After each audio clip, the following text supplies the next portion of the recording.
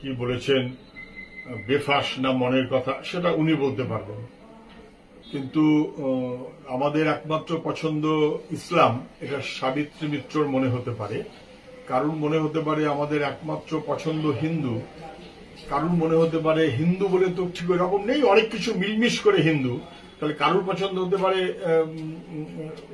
জয় শ্রীরাম, কারুর পছন্দ হতে পারে জগন্নাথ।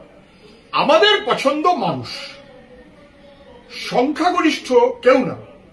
হিন্দু এক জাতের সংখ্যাগরিষ্ঠ, আরেক জাতের সংখ্যালঘিষ্ঠ, মুসলমান এক জাতের সংখ্যালঘিষ্ঠ, আরেক জাতের সংখ্যাগরিষ্ঠ। আমাদের পছন্দ একমাত্র সংখ্যাগরিষ্ঠ মানুষ, গরিব সাধারণ মানুষ, শ্রমজীবী মানুষ, তারাই সংখ্যাগরিষ্ঠ। বাকি সবাই ফালতু লড়াই করছে। সাবিত্রী মিত্র তার মনে হয়েছে ভোটের জন্য কিছু বলেছেন, আমি ঠিক বলে মনে করি না।